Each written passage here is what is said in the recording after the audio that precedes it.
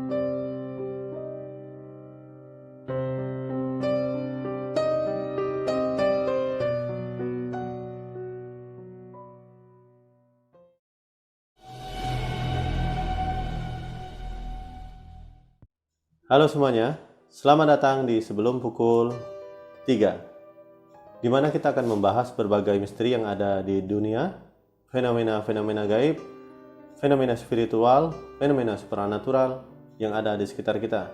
Tanpa berlama-lama, mari kita mulai videonya.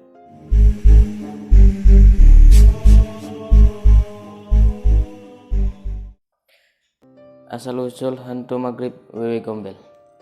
Dalam banyak literatur, terutama pencarian di situs internet yang didukung cerita tutur masyarakat, Wewe Gombel atau Kolong Wewe adalah roh perempuan yang meninggal bunuh diri. Dia mengakhiri hidupnya setelah membunuh suaminya dan dikejar-kejar warga akibat perbuatannya itu.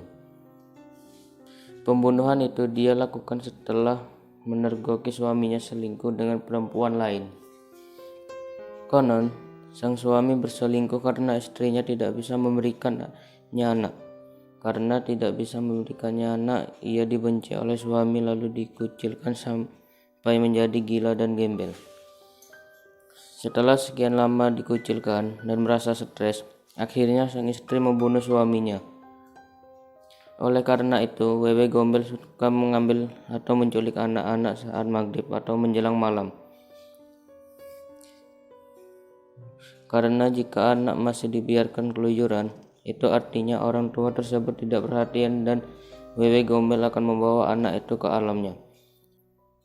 Dalam cerita tutur masyarakat, hantu Wewe Gombel juga diceritakan suka menculik anak kecil yang sedang bermasalah dengan orang tuanya. Dia bakal menculik anak dan menyembunyikannya, lalu menakut-nakuti orang tua. Setelah orang tua sadar bahwa apa yang dia lakukan pada anak salah, baru Wewe Gombel akan melepaskannya. Sesuai namanya, kisah asal-usul Wewe Gombel ini konon berasal dari daerah Bukit Gombel di Semarang, Jawa Tengah. Bukit ini dikenal seram karena dulunya merupakan tempat pembantaian saat masih zaman penjajahan Belanda.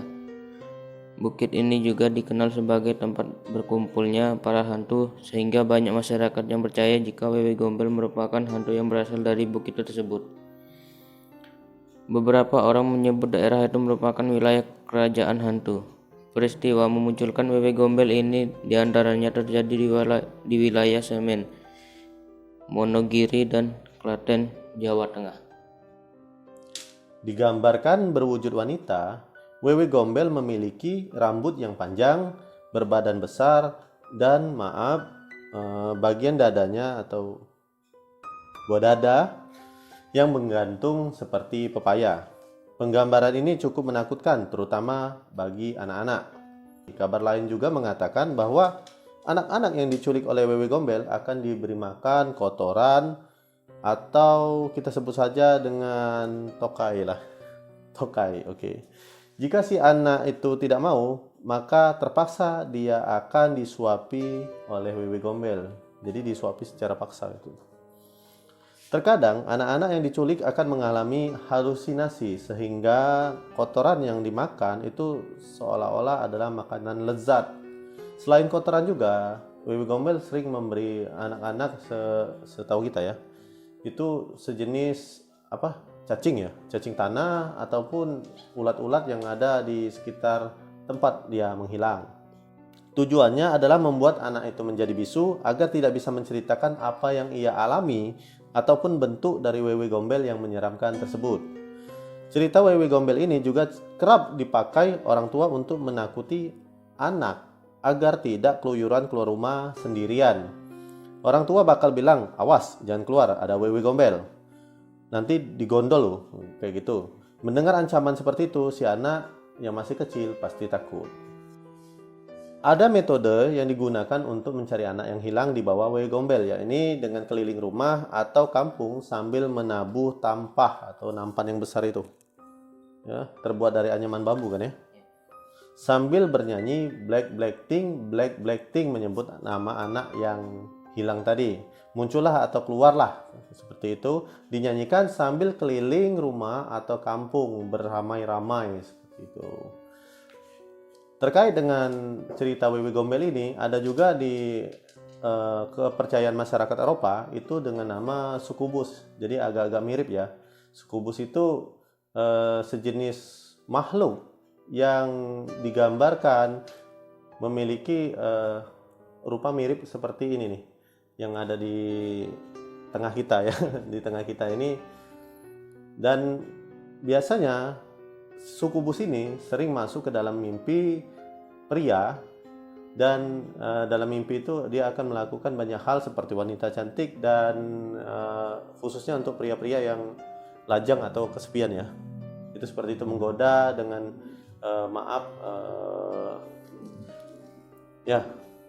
melakukan aktivitas-aktivitas dewasa lah gitu. Ada Dimas soalnya nih. Wewe gombel, sosok yang difitnah. Seperti judul dan thumbnail yang saya katakan bahwa wewe gombel itu adalah sosok yang difitnah loh mas. Banyak kasus-kasus hilangnya anak-anak hingga orang dewasa sekalipun dikait-kaitkan dengan adanya campur tangan wewe gombel. Padahal pada kenyataannya banyak kasus hilang tersebut murni campur tangan manusia, human error, bahkan alibi si korban itu sendiri. Seperti yang terjadi pada berita ini nih. Hanya saja kita orang Melayu yang kental dengan suasana mistis ya, suka menarik pendekatan sesuai dengan urban legend unik di sekitar kita agar cerita lebih menarik. Sebetulnya banyak juga kasus orang hilang yang tidak bisa dijelaskan. Bisa diasumsikan adanya campur tangan makhluk-makhluk yang sulit dijelaskan, namun bukanlah sosok wewe gombel. Karena menurut pengalaman kami sendiri, sosok-sosok dengan kelakuan mirip wewe gombel yang suka menculik orang-orang itu dikenal dengan sebutan masumai ya. Kalau di daerah kita disebut dengan masumai, yaitu sosok siluman yang suka menjelma menjadi orang yang kita kenal, namun dengan tanda vital yang tidak sempurna, seperti tidak ada garis atas di bibir ini, bicaranya tidak jelas, dan telapak kaki yang terbalik. Makhluk itu juga terkenal di Sumatera bagian selatan. Selanjutnya nanti kita akan bahas lebih lanjut tentang masumai di video selanjutnya. Silahkan isi komen. Kalau ada yang request tentang masumai, kita akan buat sedetail mungkin lah, insya Allah. Kembali lagi ke sosok wewe gombel. Kenapa Om tadi ngomong kalau sosok wewe gombel itu hantu yang difitnah? Itu kan selama ini kan kita, wah kalau misalnya ada orang tiba-tiba hilang, kan di daerah kita kan banyak lah mas, tiba-tiba hilang orang itu, wah itu pasti disembunyiin wewe gombel itu, padahal dia sudah dewasa. Sedangkan wewe gombel itu menculik anak-anak, bukan orang dewasa. Dan juga wewe gombel ini cuma ada di dekat Gunung Gombel di Semarang. Ya, sebenarnya cerita Wewe Gombel itu cuma ada di Gunung Gombel di Semarang dan tidak pernah mereka traveling kayak gitu. Sosok itu traveling karena cuma satu sosok ya. Jadi jangan serta-merta memfitnah sosok-sosok seperti itu untuk kepentingan yang tidak baik lah seperti itu ya. Berikutnya penjelasan gambar. Pada gambar di tengah kita ini, itu saya menggambarkan sosok Wewe Gombel sesuai dengan wujud aslinya. Seperti itu, seperti yang saya ketahui. Jika kalian memiliki asumsi lain, silakan tulis di kolom komentar. Mari kita berinteraksi bersama-sama, oke? Seperti yang kalian lihat pada sosok itu, Wewe Gombel lebih menyerupai humanoid yang berbentuk seperti hewan kelelawar. Nah, biasanya Wewe Gombel suka menutupi anak-anak yang diculiknya dengan ketiga pasang tangannya itu dan menutupnya seperti ini, memeluk ya, memeluk. Dan biasanya dia menggunakan air susu dari buah dadanya itu untuk memberi asupan kepada korbannya seperti itu. Menurut catatan pribadi kami bahwa makhluk yang disebut dengan Wewe Gombel ini adalah siluman yang berasal dari manusia yang meninggal dengan cara yang tidak baik atau dengan cara mati bunuh diri, sehingga wujudnya seperti separuh manusia, separuh hewan. Dan kebetulan sekali, menurut informasi yang kami dapat bahwa si Wewe Gombel itu melakukan bunuh diri di sekitar goa kelelawar yang ada di kawasan Gombel, seperti itu. Itu sebabnya Wewe Gombel memiliki sosok yang hampir menyerupai kelelawar dengan hidung yang menjulang ke atas gini, terus juga telinga yang besar seperti kelelawar. Ya, seperti itu. Dan kakinya itu seperti kaki hewan ternak ya. Mirip sapi atau kambing, Mas? Mirip sapi. Selanjutnya, jika kalian ada pertanyaan mengenai gambar yang saya gambar ini, silahkan kalian tulis di kolom komentar di bawah. Nasihat di balik mitos Wewe Gombel. Dari banyaknya mitos yang beredar di masyarakat, pasti ada makna yang ingin disampaikan. Terkait mitos Wewe Gombel ini, diharapkan para orang tua bisa semakin memperhatikan anak-anaknya. Karena jika menjelang malam sang anak masih keluyuran di luar rumah, bisa jadi banyak bahaya yang mengancam sang anak seperti daerah yang gelap, hewan buas, atau bahaya dari orang-orang asing. Jadi kesimpulan seperti yang diceritakan oleh Dimas tadi, bahwa memang ada nasihat yang diberikan tentang mitos dari Wewe Gombel. Salah satunya agar anak-anak itu tidak keluar rumah pada saat maghrib. Bisa jadi bukan hanya karena adanya setan tadi, orang jahat, terus juga binatang buas, kondisi malam ini kan medan juga tidak terlihat ya. Apalagi anak-anak itu mereka masih belum memperhatikannya. Kita juga yang dewasa ini juga itu, jangankan anak-anak, kita juga seperti ini ya, kalau misalnya malam juga terkadang adalah tersandung, tiba-tiba di depan kita ada anjing, ada ular. Nah itu seperti itu. Jadi kan masih ada sisi positifnya. Jadi masih tetap bagus lah, Mas ya. Oke, selanjutnya saya akan mengabarkan kepada kalian bahwa kita yang sebelumnya memiliki 2 sesi, yaitu sebelum pukul 3 pagi yang membahas berbagai misteri dan hal-hal mistis, dan sebelum pukul 3 sore yang membahas misteri-misteri yang ada di sekitar kita yang sedang viral atau mungkin sedang booming saat itu ya. Nah, dan yang ketiga, kita juga akan ada yang namanya detektif paranormal, karena saya lihat ada di video saya yang lain itu banyak sekali teman-teman kita yang memiliki komentar-komentar yang bagus banget. Itu ya, mereka memiliki komentar-komentar yang bagus, terus juga analisis yang mantap, dan saya suka seperti itu. Kita berinteraksi antara kreator dan penonton itu sangat bagus sekali. Dan yang keempat, itu ada yang namanya The Untold Story atau cerita yang tidak pernah diceritakan. Di situ saya akan mendongeng tentang apapun yang saya ketahui perihal dunia metafisika.